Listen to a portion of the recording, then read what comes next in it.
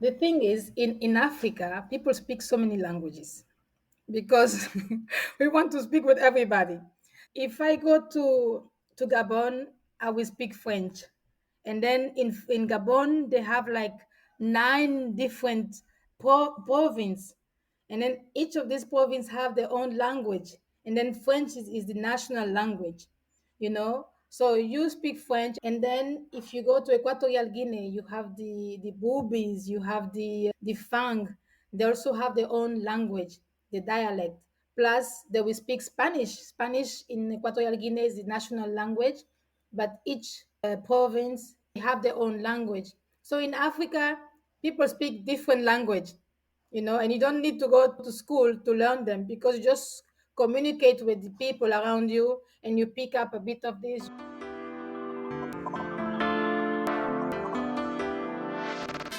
Hey everyone, welcome back to Flourish in the Foreign, the podcast that elevates and affirms the voices and stories of Black women living and thriving abroad while also exploring living abroad as a pathway to wellness. Yes, welcome back to the show. If you are tuning in again, hey.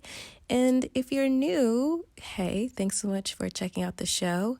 I am your host, Christine Job, a Black American expat currently living and thriving in Barcelona. I'm a business strategist that helps Black women and women of color leverage their talents and their skills into viable and sustainable online businesses so that they can be professionally fulfilled and financially abundant while they pursue a thriving life abroad. Because why are you going abroad to endure or to struggle? That's not cute. Don't do that. All right? So, welcome back to the show. I'm so glad that you guys are back with me for this week. Thank you so much for all of your support.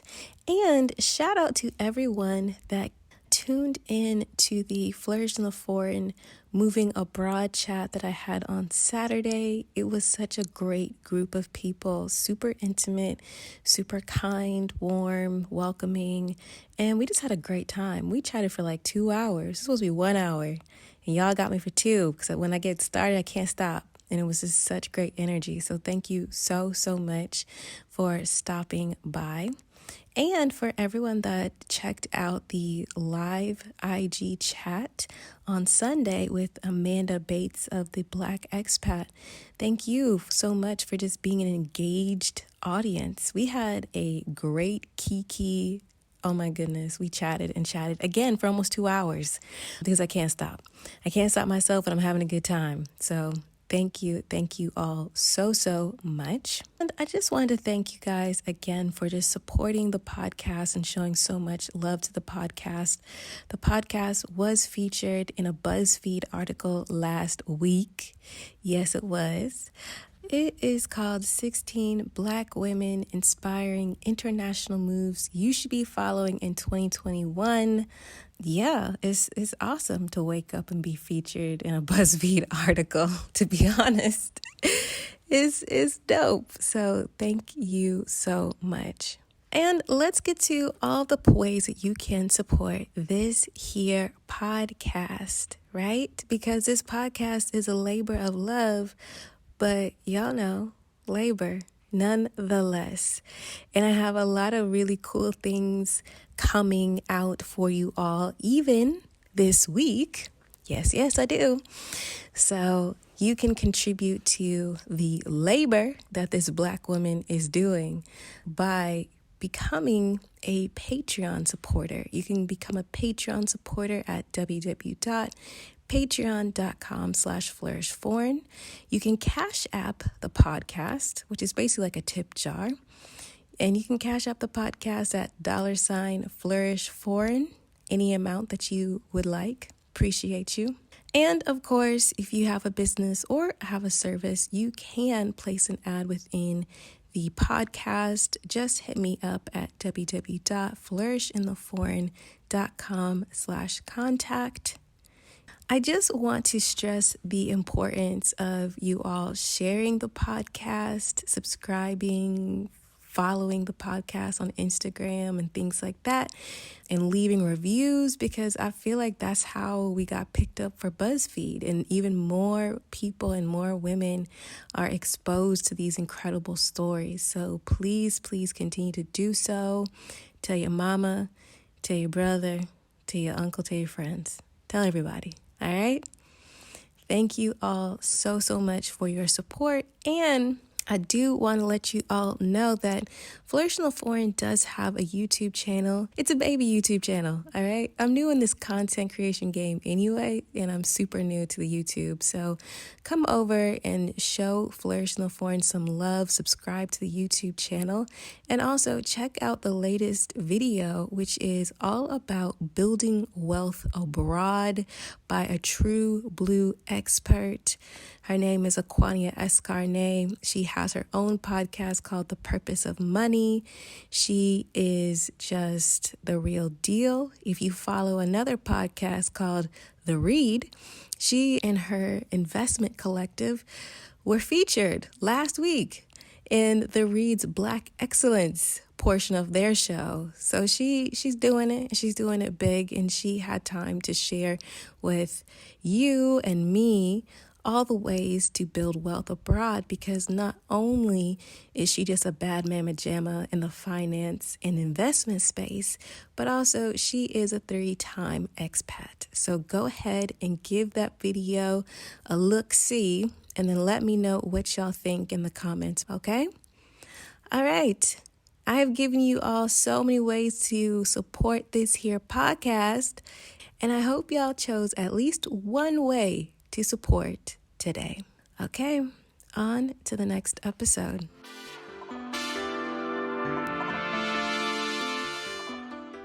So today's episode would not be possible without my mom. Shout out to Mom. Hey. I mean, in general, most things probably wouldn't go without you, so thanks. But I was introduced to today's guest through their shared passion of plant-based living and eating. And yeah, so shout out to Mom. Our guest today is Neria. And Neria is, oh my goodness, such a light. Her story of being born in Spain, living across the continent of Africa, returning to Europe, and now being settled in Portugal, I think is just so interesting. She speaks, I don't even know how many languages she speaks. A lot. She speaks a lot of languages, but I'm going to let her tell you all about it. My name is Neria Bento, and I'm 40 plus, and I'm in Portugal at the moment. I'm in the Algarve in Lagos. I was actually born in Spain. I was born in the Canary Island, but my parents are from the island of São Tomé and Príncipe in West Africa, in the Gulf of Guinea. I don't know if you heard of São Tomé and Príncipe. It used to be a Portuguese colony and is an independent country now. So my parents left Africa, and somehow, I don't know the whole story, they end up in Canary Island in Spain. My mom and dad, they met in Canary Island. And yeah, this is where I was born. I remember that I was very young when we went back to Africa. When we, I don't know, somehow we left Spain and we went back to Africa, my mom, my dad, and brothers and sisters. And we end up going back to the island of Sao Tome. So we stayed there for, I don't know, maybe few years before my mom decided to go to another country, to go to Gabon. But first, she went to Equatorial Guinea. And so, as you can see, I come from a family of travelers, always looking for a better lifestyle, a better place. So, for some reason, we end up in Equatorial Guinea. But this time, it was only me and my mom and my brothers and sisters. Some of them, not all of them. And I suppose the marriage didn't go well. So my mom went back went to Equatorial Guinea, and she took me with her. So this is where I spent. I think maybe I was about six, seven when I went to Equatorial Guinea, and I left there when I was maybe 8, 9 years old to go to another country, Gabon. I remember we were always moving, always listen to story from far away and look for better place. So if whenever my mom had an opportunity, she will travel somewhere else, sometime by herself, and sometimes she will take her kids with her. When I look at the news and I see all these people trying to reach to another country, like in any way possible, and I feel for them. I feel for them because I remember when I was a child, I went through the same thing because we wanted to go. As I say to you, my mom was always looking for a better place, a better country, and so we wanted to go to this country called Gabon. We wanted to go to Libreville, which is the capital of Gabon in West Africa. And for some reason, she get in contact with some strange, weird people. And I remember people telling her like, "Oh, you can go to Gabon in no time. You only have to come with us. You pay a little bit. You pay less than what you're supposed to pay on a plane or on a boat, and you don't need a visa for that. And we'll take you to Gabon. Because it wasn't easy to get to Gabon. You need a visa, a lot of paperwork, and all of that." So my mom decided to go with these people, and she went there with me. So we went on an adventure. We were going to Gabon. Instead of taking the normal road, the legal way, she decided to go with these people.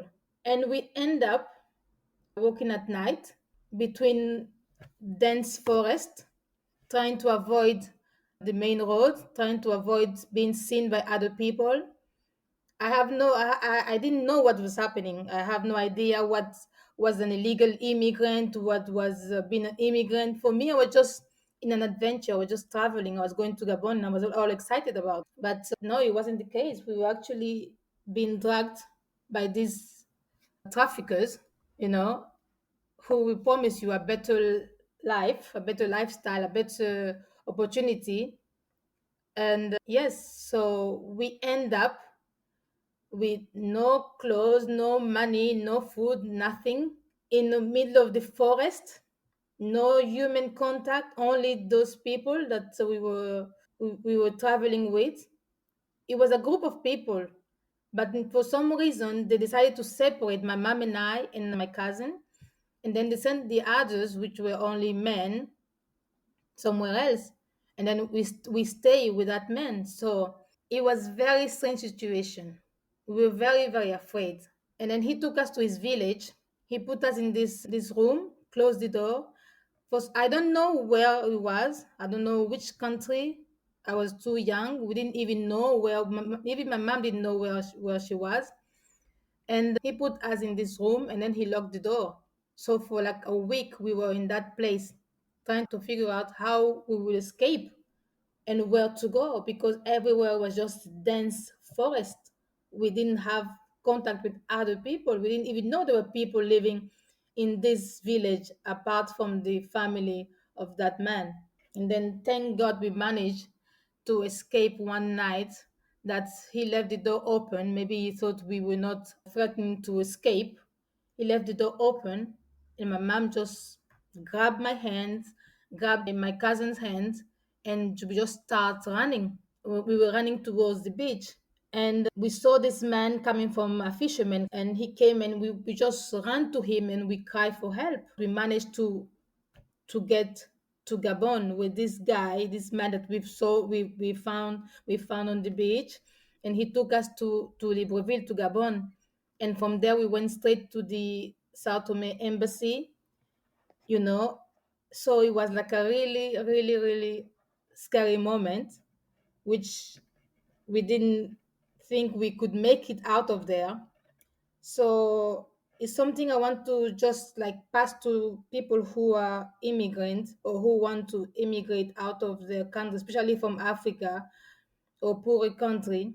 Please be careful. Please try to do it the legal way. Please try to get your visa, even if you have to get a student visa or a tourist visa. Try to do it the better way, because just for the sake of yourself, or your life, or your family. I see that people are still playing with other humans' lives. When you see all these people crossing the borders, or you see women with young children traveling in insane conditions in this massive giant sea to get to a better place, so-called better place, because we believe that Europe is the better place than where we are in Africa, that we're going to be able to just, as soon as we get here, get a job, get a big house, get a car, or, just have all the opportunities, all the doors are going to open. And it's not like that. It is not like that. Unless you are in a country where there is war, this is another situation. I'm not going to go in there because I don't know. I cannot really pass any judgment about it. But if it's just for a normal traveling, that you want to come for a better life, like that we all do, because when you leave your hometown, when you leave your country, you are looking for a better experience, a better life for you, for your family, and you're looking for growing and more experience. So just be careful, just be aware. I know the promise that is cheaper, you're gonna get there early, they're gonna give you the job as soon as you get there. No, doesn't happen like this. So for me, it made me very aware and very sad every time I listen to the news. I'm like, this is still going after all these years. It's still going. People still falling for this. And I just think to myself, I think to myself, some parents are back home. I will speak about Africa because the experience I have. Some parents are back home, maybe thinking, oh, my son, my daughter went to Europe and they forgot all about me. And what they don't know that the child died in the sea. The child died in the sea because he couldn't make it. You know, you have a small boat with I don't know how many hundred of people in a rough condition, no food, trying to escape maybe the guards or the police, the sea patrols, to get to Europe. And then they all sent to this camp, you know. I fear for them. I fear for them. And it saddens me that in 2020, this is still happening and people's life are still being treated like if it was nothing.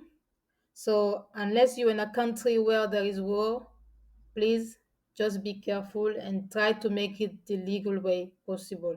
When Neria told me the story you just heard about her experience being involved basically in trafficking, it was crazy. And I think that her story brings it home, at least for me and for perhaps you as well. Sometimes we see things on the news and we sympathize, but to hear this story, this firsthand account, deeply, deeply moved me. And I just thank Neria so much for sharing it with me, sharing it with all of you.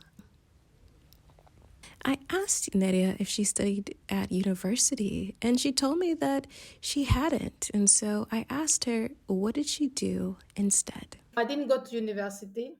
I thought school wasn't that important at the moment, which is one of the, it's something I do regret. And I suppose because when you're teenage and you feel like it's your life, and you want to do your own things. And so I didn't go to university. And yes, I wanted to work, I wanted to travel for sure. I wanted to explore the world and just live my life on my own terms.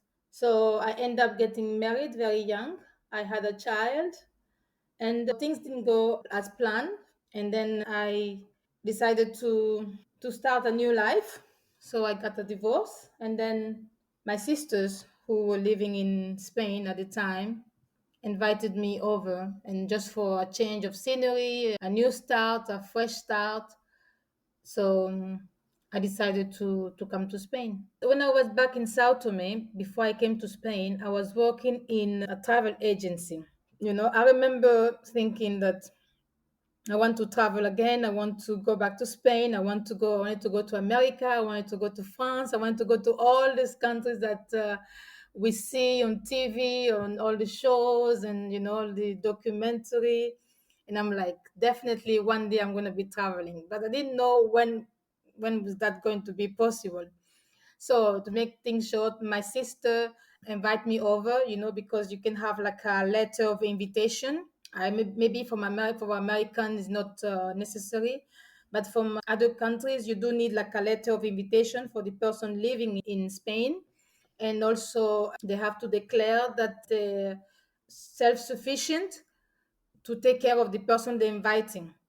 So my sister did this letter for my daughter and for myself, and then I managed to Spain with a tourist visa. So when I got here, everything was everything was like very, very exciting and very interesting. It was a strange feeling because it was cold.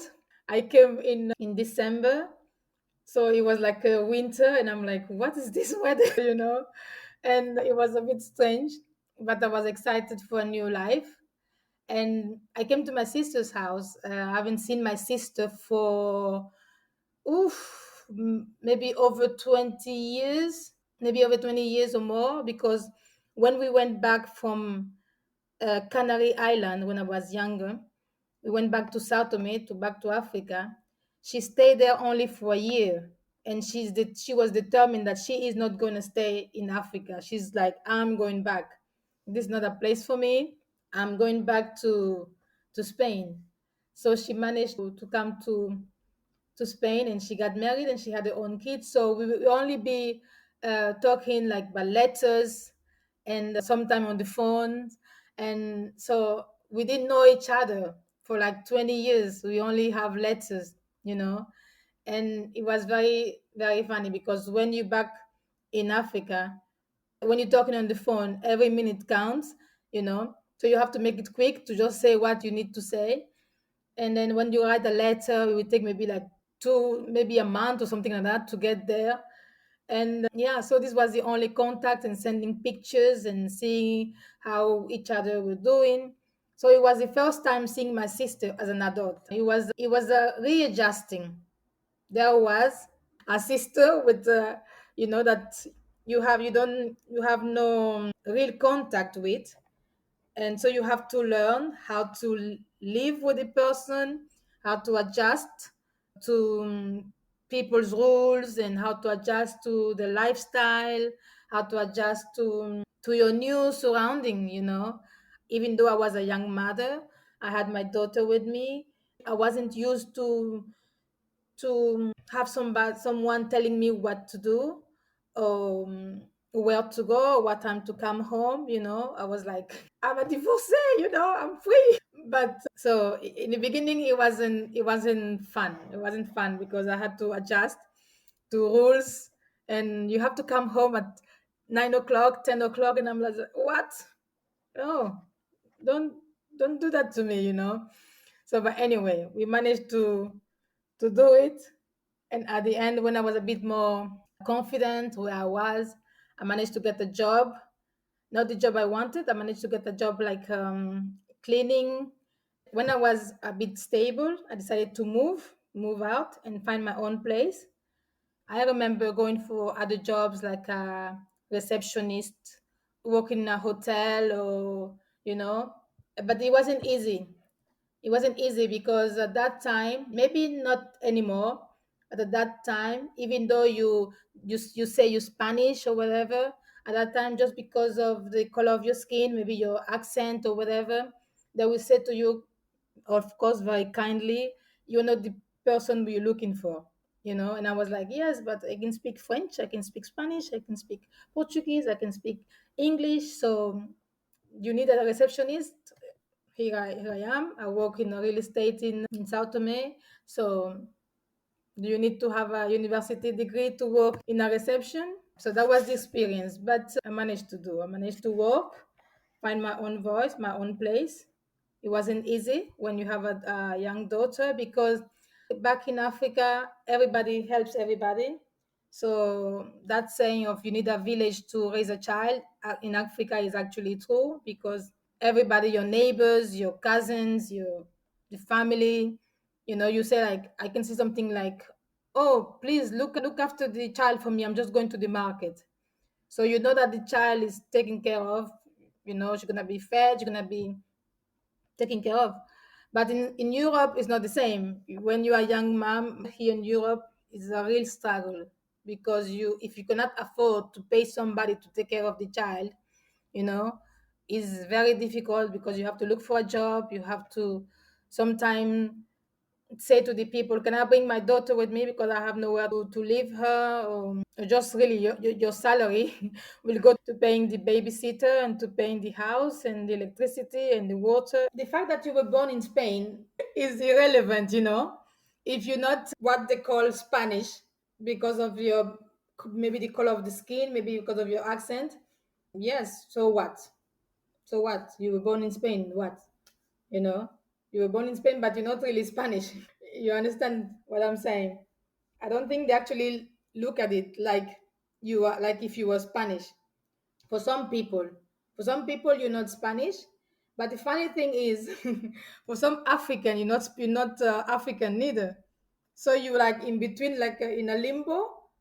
You're trying to figure out who you are or where you stand or your own voice. Also, for some of my fellow countrymen in Sao Tome, I'm foreigner. I am a foreigner. I'm Spanish. And for the Spanish, I am a foreigner. I'm South Tomean. So when they ask me so many times, where are you from? So many times I'm like, yeah. If you find out, please let me know because I have no idea. I'm from here and from there. My papers say something, but the reality is something totally different. Yes, but in general, they treat me well, and I didn't have like a major racist situation. I remember my daughter was the only black girl in kindergarten. So it was funny because some of the kids will touch a skin, will like touch a skin like that with their hands, and then see if the color will come out. And they will be also surprised with the hair. And then some other thing that was very funny, the teacher will ask me like, do you dance a lot at home? And I'm like, sometime. Why? Because your daughter, I mean, she is so young, but she has the move. Like, do you practice? And I'm like, no, this is just black people thing. This is our blood. The music, the beat, the the moving, this is us. So no, we don't need to practice that. It just come out naturally. I asked Neria, what was it like dating in Spain? Knowing that she was coming back to Spain after not living there for such a long time. She was a single mother, a divorcee. What was that experience like for her? Dating was very interesting because for me, like when you meet somebody, I suppose maybe because I was also naive, probably. I had the idea, the love idea, like romantic idea.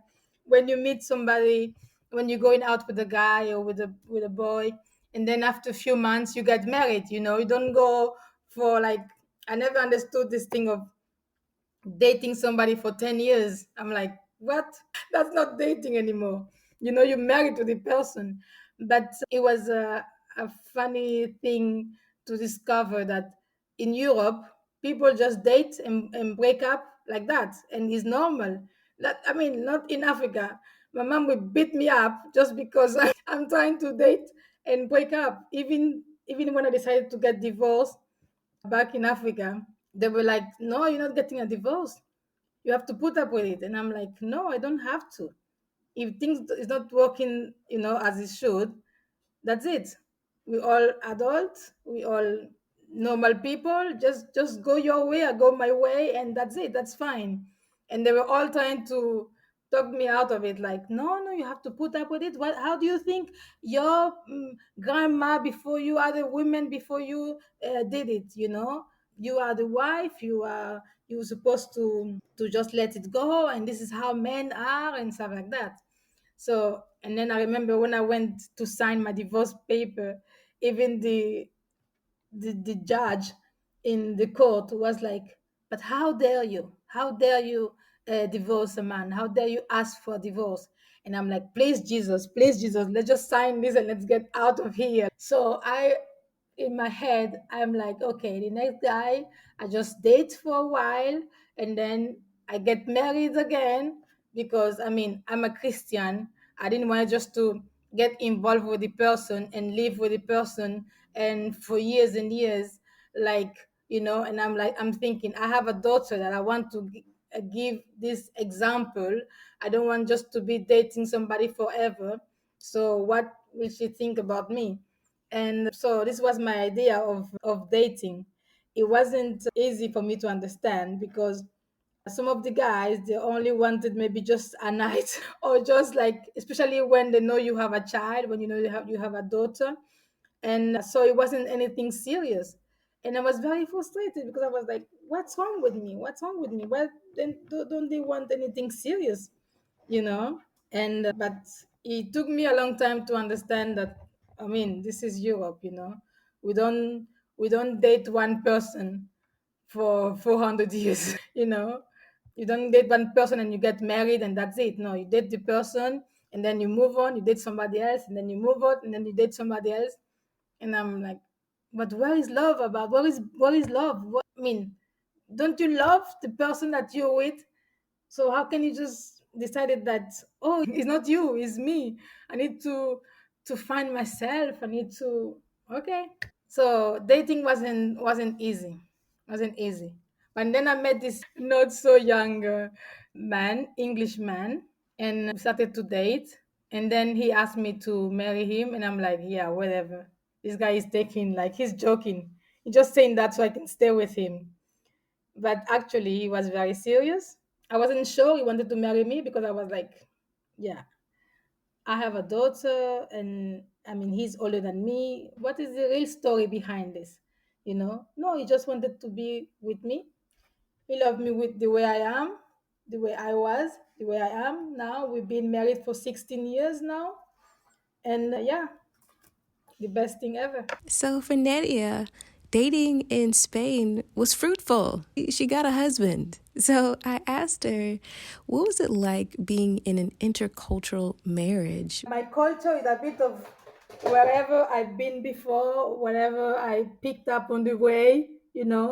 So this is who I am.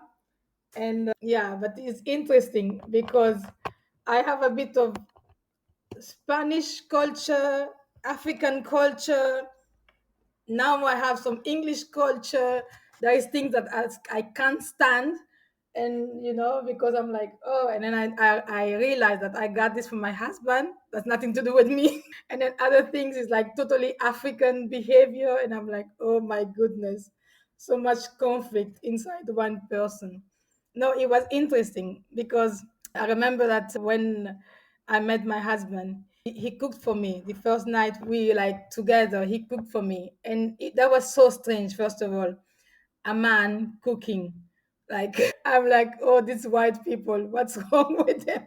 So he made this beautiful dinner. And I'm thinking, oh, he's so sweet. He hired somebody to cook and then set the table. So I'm like, oh, the food is very nice. The lady, the cook, is a great cook. And he's like, oh, I did it all. And I'm like, yeah, yeah, whatever. He's like, yes, yes, I cooked the whole thing. I'm thinking, there's no way, because I don't remember seeing any black men before. Now I see. Now I'm older. I travel the world. I see different nationality, different people. So I see a lot of black men doing things that maybe I didn't see before when I was back in Africa. So, and he's like, no, I cook for you. So I was very shocked. And I'm like, okay, he's a keeper. That was 1 point for him. So he's a keeper.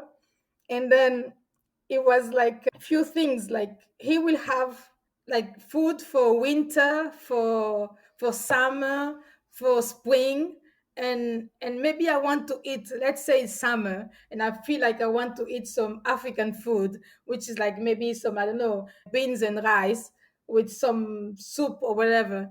And he's like, this is so hot, how can you eat this? This is winter food.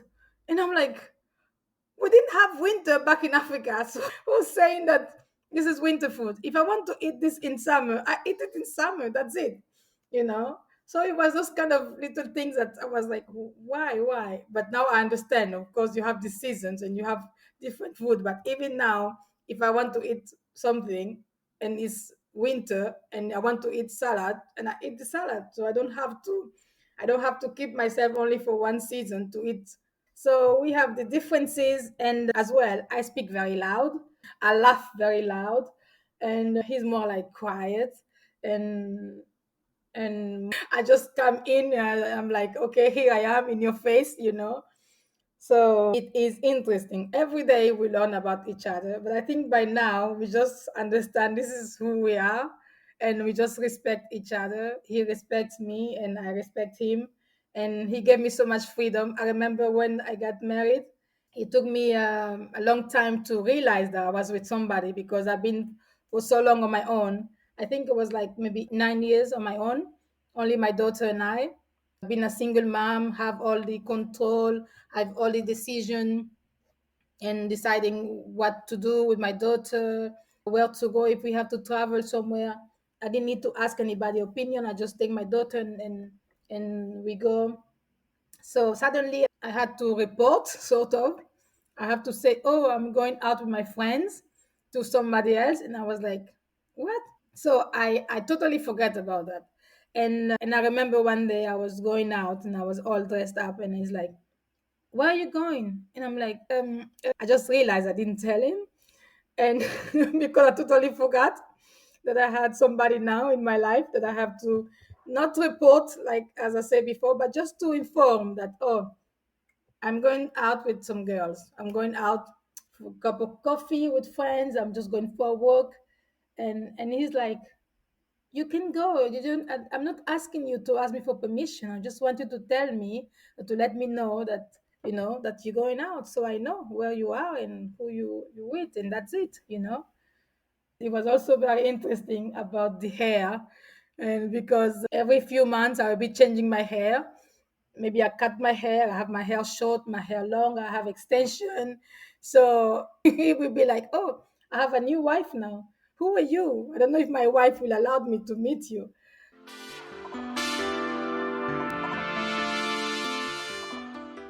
Hey everyone, I hope you're enjoying this episode of Flourish in the Foreign. And if you are, please be sure to take a screenshot, tag Flourish Foreign, and share it across your social media networks. It's really important to share these stories. Since you are enjoying this episode, be sure to support this podcast by becoming a Patreon supporter at www.patreon.com/flourishforeign, tipping the podcast via Cash App at $flourishforeign, or purchasing an item off of the podcast Amazon wishlist, which you can find at www.flourishintheforeign.com/support. All right, on to the rest of the show.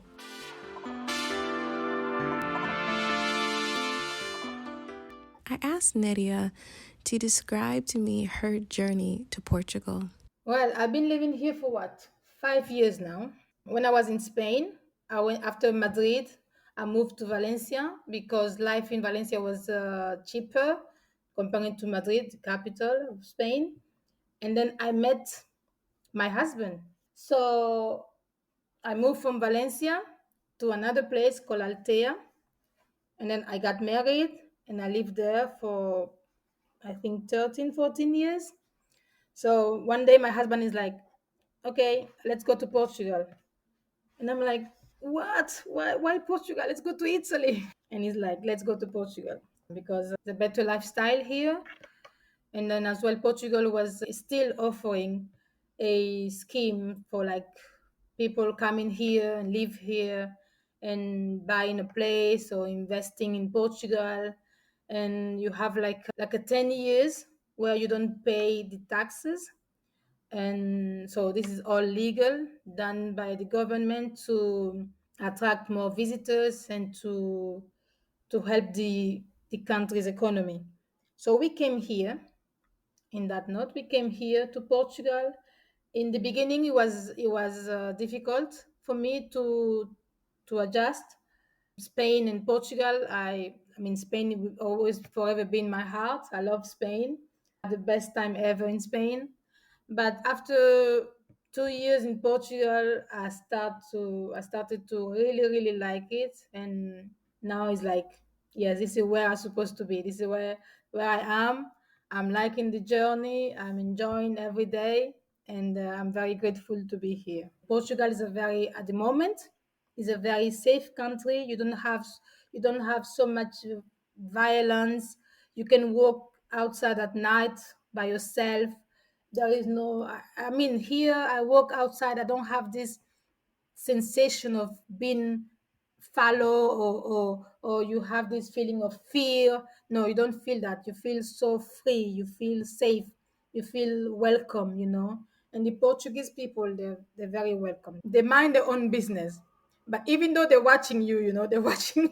They have some radars on you, but they mind their own business.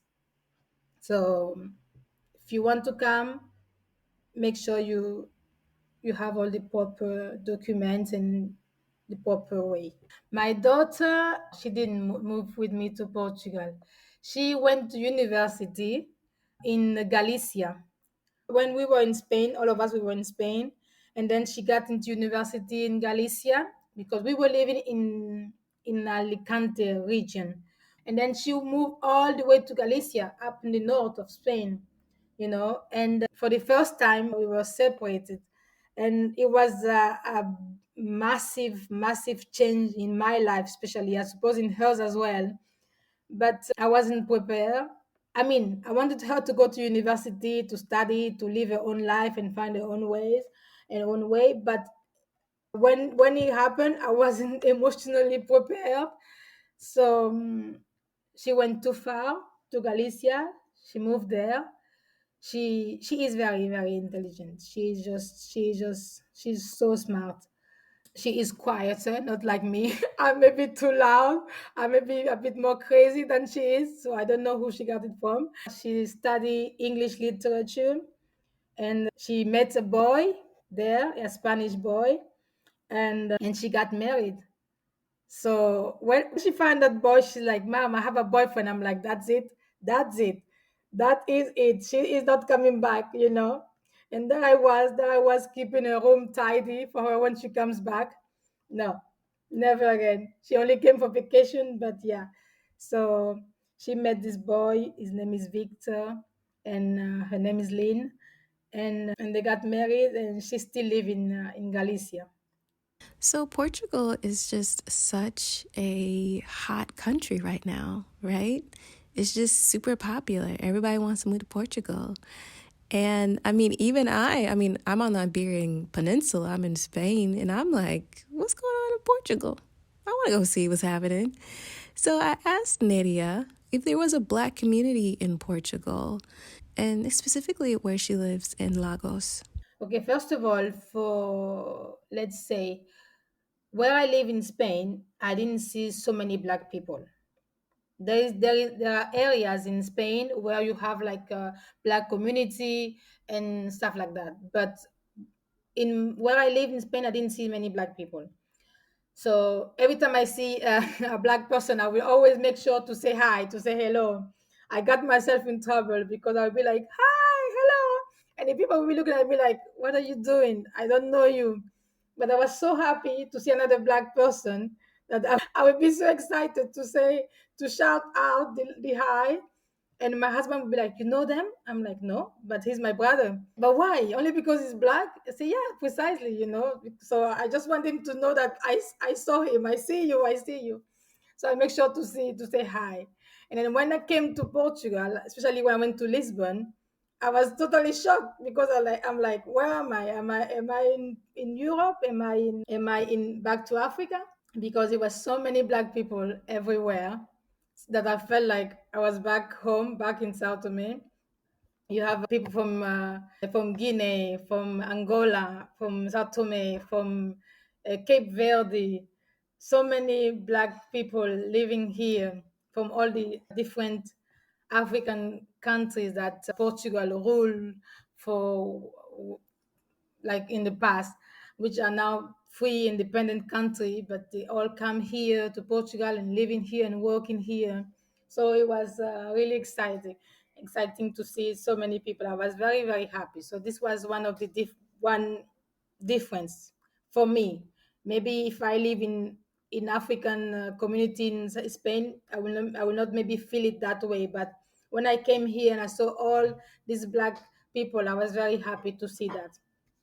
And then the other thing as well, the Portuguese, they are very, very educated, very calm. They're very into their own space. They're so polite. They don't want to invade.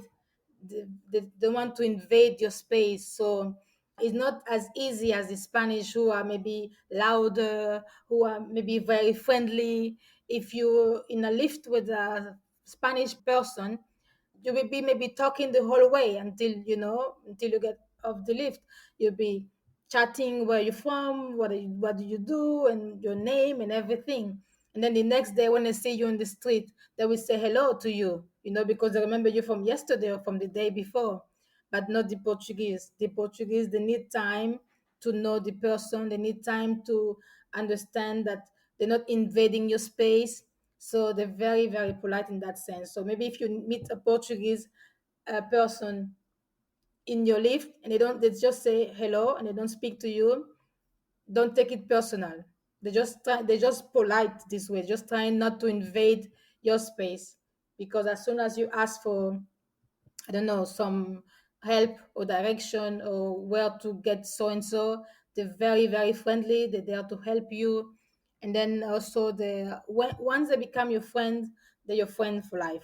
This is something really important. It takes time for them to warm up to you, but then once it's done, it's like, yes, that this is real.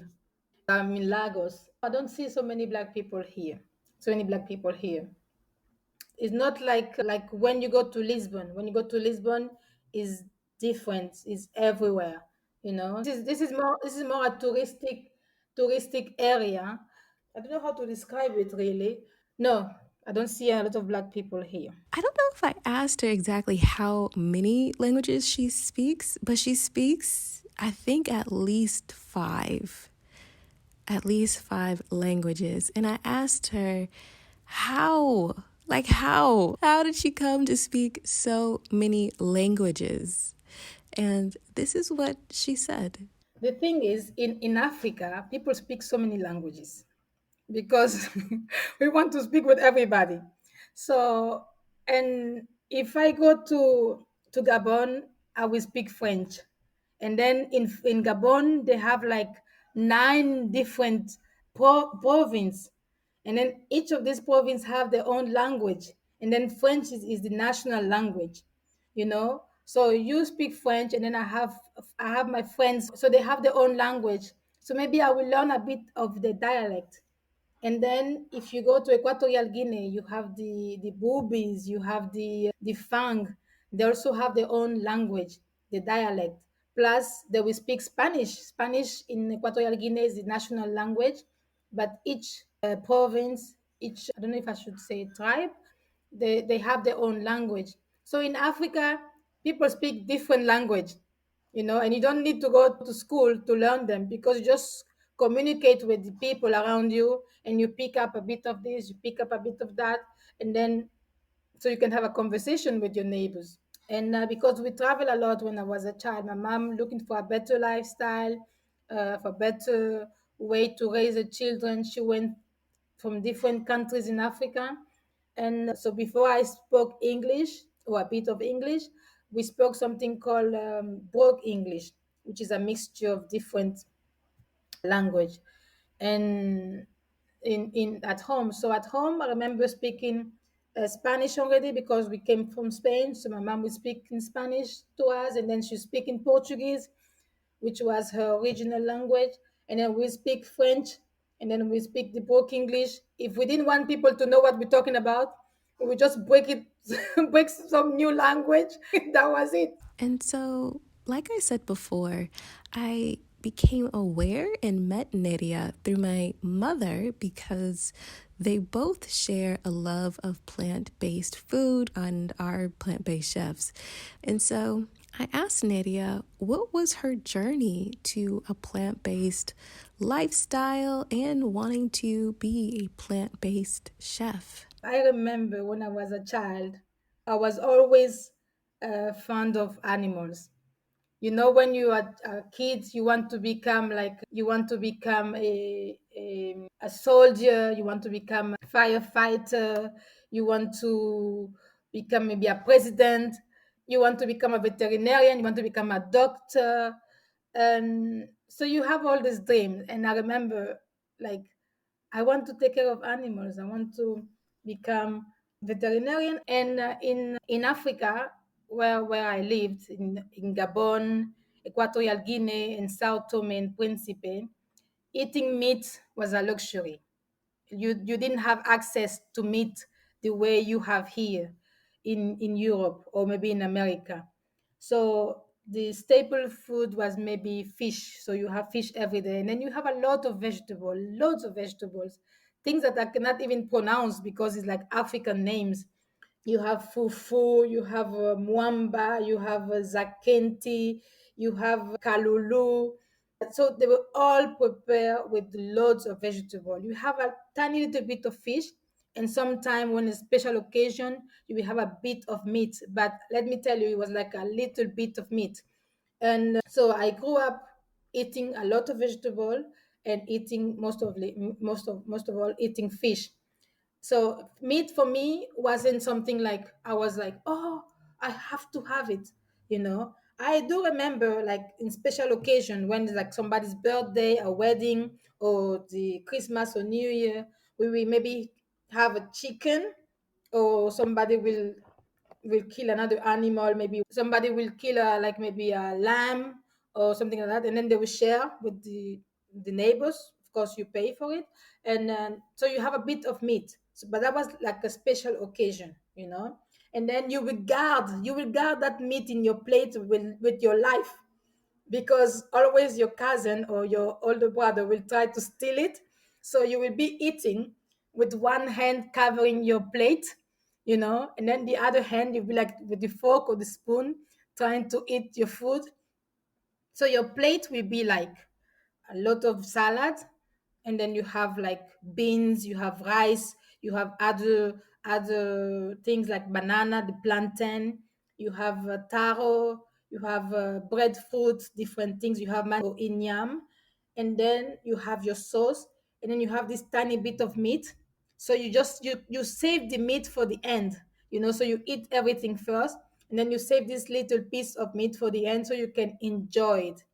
And then maybe in the household, normally the father or the older brother will get more meat because he's the man of the house, so they get more meat, but for anybody else we just get a tiny little thing. So it was really, really something special. So this is my memory back in Africa with eating plant-based. And then when I went to Gabon, I became a Seventh-day Adventist. And I remember like the message of the Seventh Adventist is vegetarian, like trying to have like the 8 natural remedies of God. So which is the sunshine, taking enough vitamin D, resting. That's why we have the Sabbath day for resting. And then you make sure you have plenty of sleep. And then you have the nutrition, make sure you're eating the right food for your body, because your body is the temple of the Holy Spirit. Make sure you're drinking plenty of water so you keep yourself hydrated and healthy as much as possible, so you can be strong enough to help the people around you. And then so you have all these rules that you try to follow. And but really, food wasn't something I really pay attention to. I knew it was important, but not really. And then I came to Europe, and then people were talking about vegetarianism all the time, and I was like, why? Why is this so important? Anyway, but I continue my life eating meat, very, very few. I didn't went overboard. Like I love to eat chicken and stuff, but I didn't go like, oh, I have to have, now that I'm in Europe, I have to have lamb and I have to have whatever. My husband actually, he was shocked because being from England, meat is like, if there is no meat, we all dead. The life is finished, it's over. And I'm actually very happy if I have a bowl of rice and red beans. And for him, for my husband, he was like, why are you enjoying this thing? There's no meat in it. But that was my heaven. That was my paradise. I was happy having this bowl of rice with beans. My husband, he wanted to have meat in on his plate. So I remember when I was in Spain, I got a call from my doctor and from my gynecologist, and she's like, "You need to come ASAP. We need to do some tests on you, and because we found something very, very strange." And I was scared. I was like, "What's happening?" So we went there. It wasn't anything major, thank God for that. But he could have if I didn't catch it on time. And so I went to a surgery. So that scared me a lot. And I'm like, oh my goodness, I have the message, I have the knowledge and understanding of what I should do for my body. So, okay, I think this is enough now. Stop playing around and embrace it, you know? So I spoke with few people who were also on to plant-based lifestyle. I get all the information I wanted to get from them. And then I started my own journey, but it wasn't easy. It's funny how the brain function. After I decided to go plant based, is when I was craving all the meat. You know, when I before I was like, okay, because maybe because it was available to me and I could have it whenever I wanted, so it was okay. But when I went plant based, I remember saying to my husband like, just let me lick the bone, please. I want just to lick the bone. I don't want to eat the meat. Just let me lick the bones. And he's like, yeah, but I thought you were plant based. I'm like, yes, yes, but I just need it. I just need a bit. Like it was a withdrawal symptom I have to go through. And so yes, and then I did an online course for like vegan nutrition. I did that online, and then I went to Thailand where I went to a plant-based center, plant-based cooking school, and I did some learning there how to, the plant-based cuisine, understanding the produce, understanding the season, understanding what to give to your body, how to eat, and the importance of plant-based lifestyle. And I'm so convinced that so many of the illness we have today can be avoided by adapting a plant-based lifestyle. It is so important. We don't realize how toxic it is for us human beings to eat other animals. And not only that, I had no idea the suffering going behind back door, the suffering going, the animals suffering for us to be momentarily happy because you have that meat in breakfast, lunch. This is like momentarily, and so many animals killed, mistreated for me to have just an egg, an omelette, for me to have a glass of milk.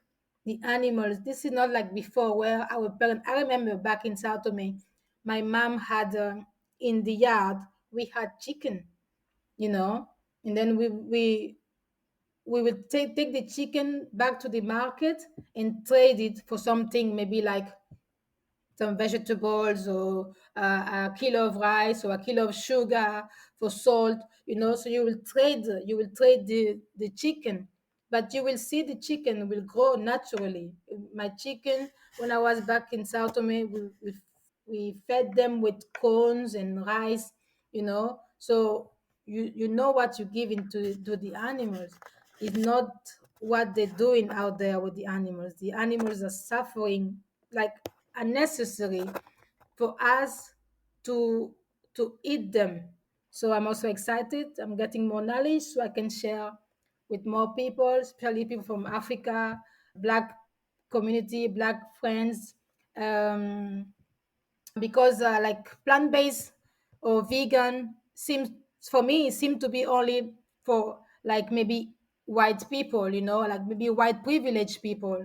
And so I had no idea that so many black people are already doing plant-based, already doing veganism.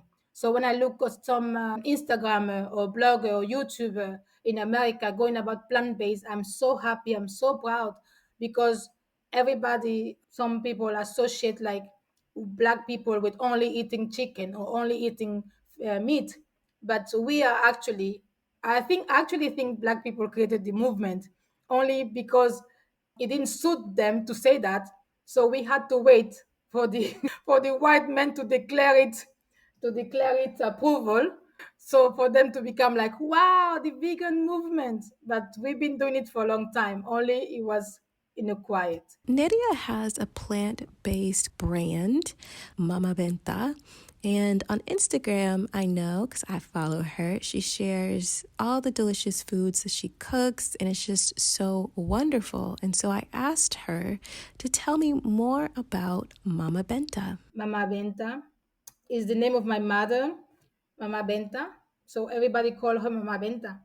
And then I was looking for a name for my Instagram, and what is something that is personal to me, is my story, which like englobes everything that I am today. And I remember, I said to you before, in back in Africa, it's not like we used to eat so much meat, But one thing I remember as well at home, my mom was like the doctor of the house, and not only of my house, but also for the neighbors. Like if somebody's pregnant and they're about to get a baby, instead of going to the hospital, they will call my mom, because she was like the older person in that village. So everybody will look up for her, and then they will send the kids or the husband, go and call Mama Benta so she can help me deliver this baby. And my mom wasn't even a trained nurse or a midwife or anything. She was just a regular person, you know. And the funny thing is, she was afraid of she was afraid of blood. When she see blood, she just fainted. But for somehow, when people start calling her to help them with different situation, God gave her this capacity to overcome that situation, that fear of blood, and she bring to the world so many children, you know. So people will be like, this child is not coming out until Mama Benta is here. And then she will go there with some leaves, African things that she knew. She will help the wife to be calm, to have the child, in the house. And I remember one of the nurse in a hospital told her, why don't you go and study how to become a midwife, so you are covered by the state, by the government, because if something happened with one of the baby, you can be sued, you can go to prison. And she's like, I'm too old to study, I'm too old. And she didn't want to do it. But yeah, she was good at things like that, like a natural remedies.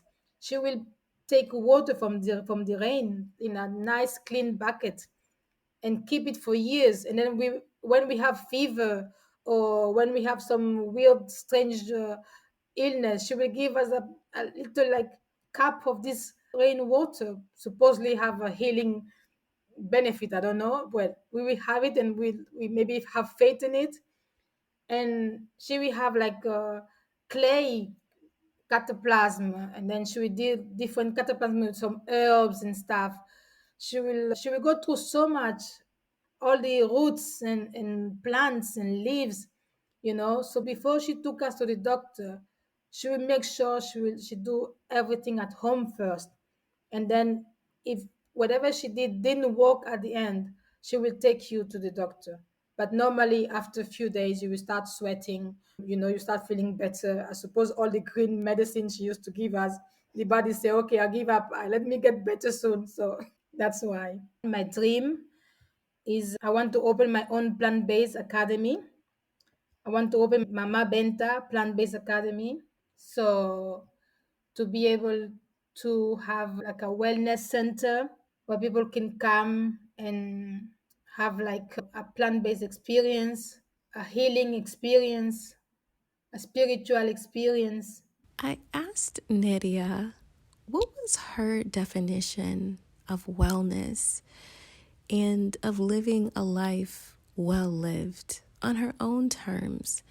And how living abroad, moving abroad had influenced that definition of wellness.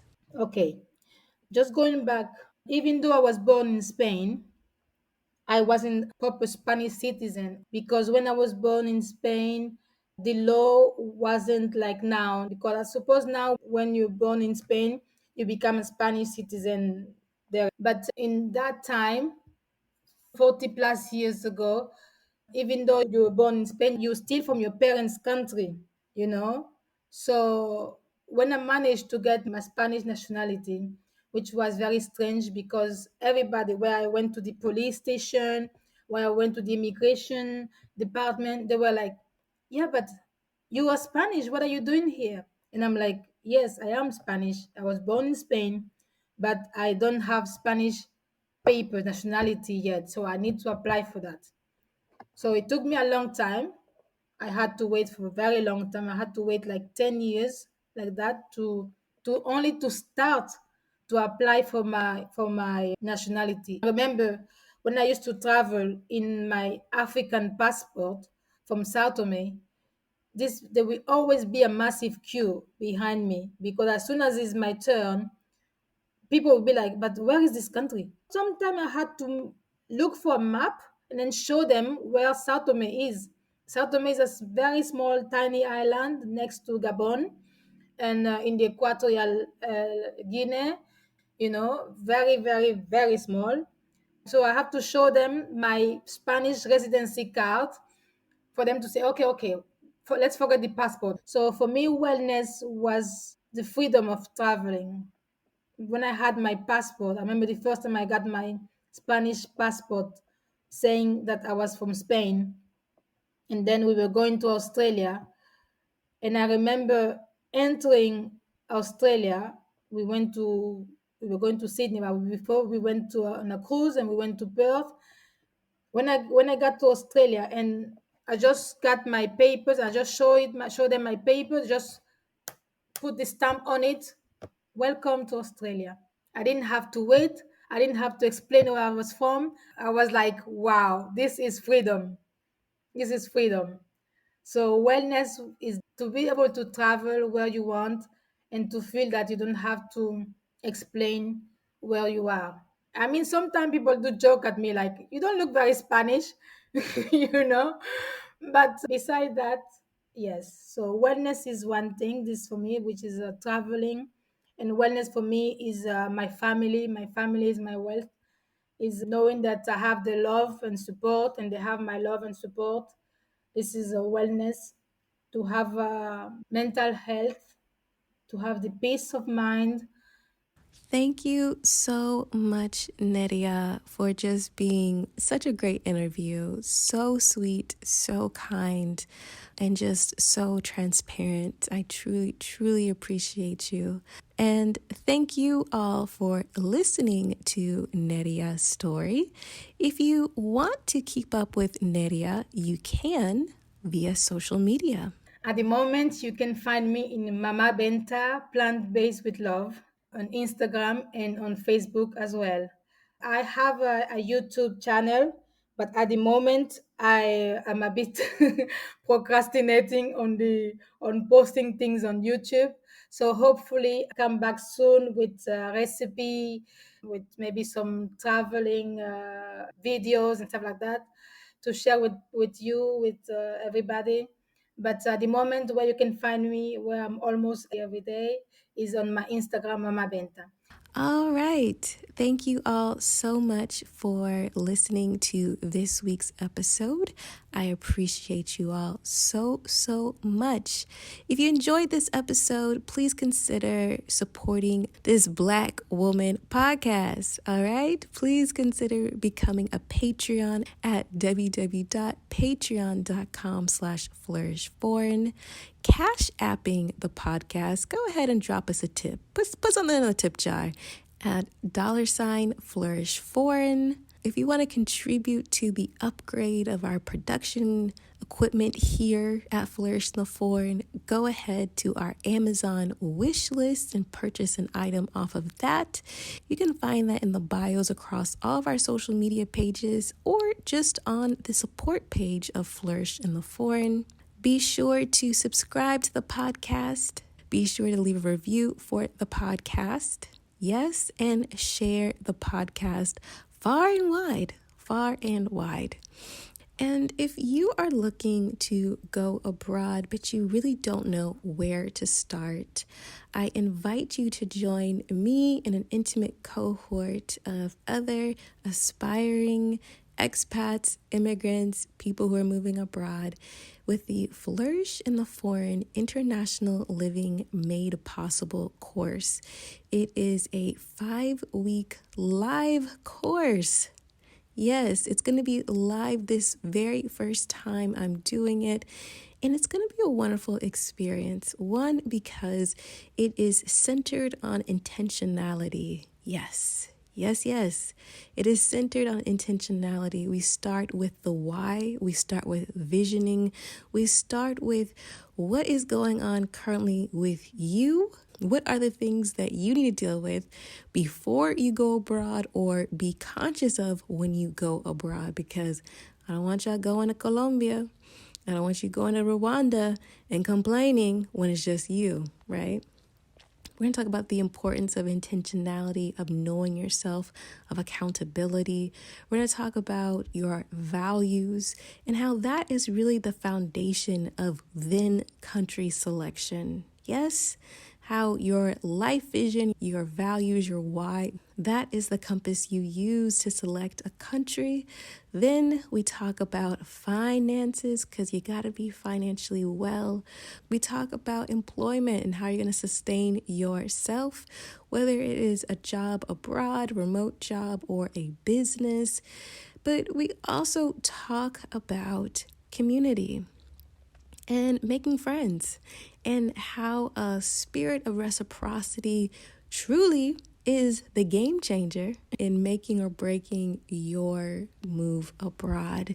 Because like I tell y'all, if you listen to me here, this podcast, and across all other platforms, getting abroad is not the thing, right? It's staying abroad if you want to. And of course, it is thriving abroad, because it don't make no sense to struggle or endure abroad. Y'all could did that at home, all right? So if this is something that is interesting to you, if you are looking for not only an experience to help you go abroad, but at the end of these 5 weeks, you're going to have an executable game plan that's centered on your why and your life vision for the next chapter of your life, so that you can cultivate a life well lived around the world. If this sounds something like you want to be involved with, I highly suggest you join me in this cohort, because I am going to have this course again.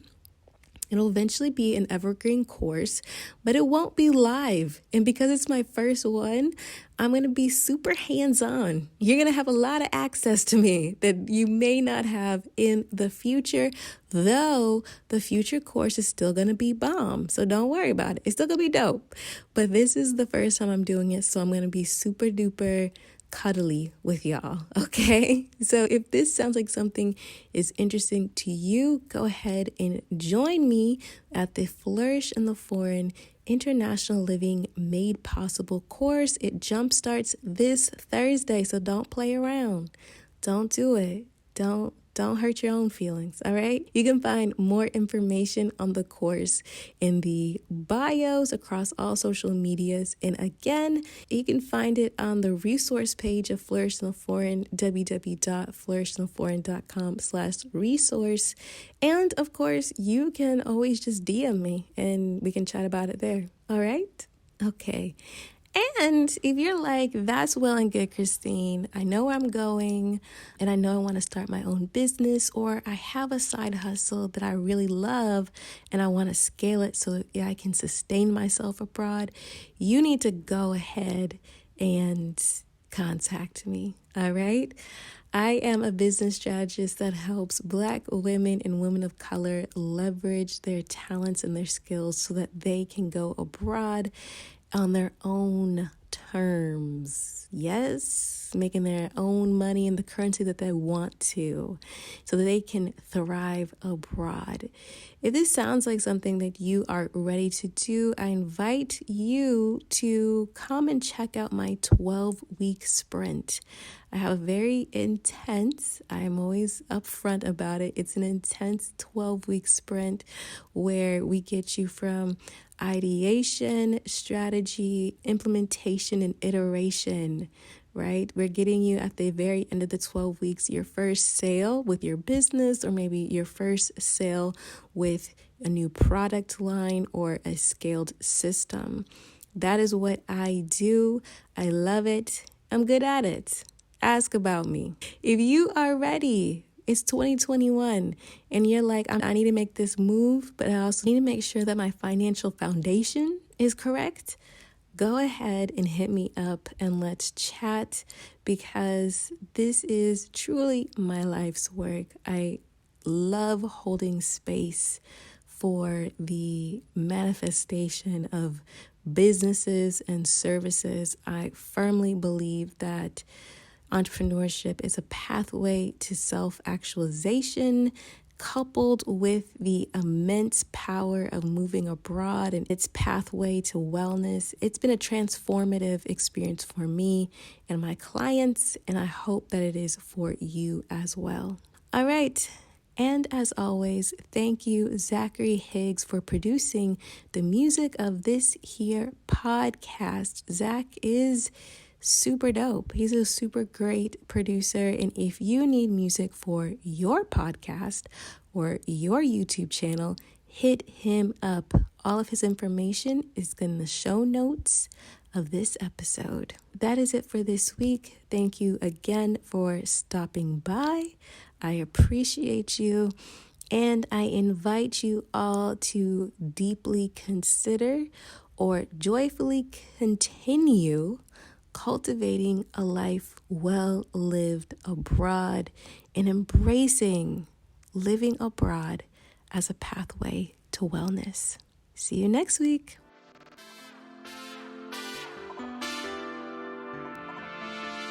On the next episode of Flourish in the Foreign. I'm considered a diasporan, as in someone who came from the diaspora and has relocated. There can be this line of division, like us versus them, which is very infuriating for me, because Sierra Leoneans who have never left Sierra Leone, like born and raised, they have this, not all of course, but they have this perception that diasporans feel like they're either the best. There's this inferiority / superiority complex, and it comes from both ends, so both ends point fingers at each other. But having worked with both diasporans and day-to-day Sierra Leoneans, it's a matter of perception. Some people see diasporans as they feel that they're superior. All they do is speak English. They refuse to speak Creole, which is not everyone.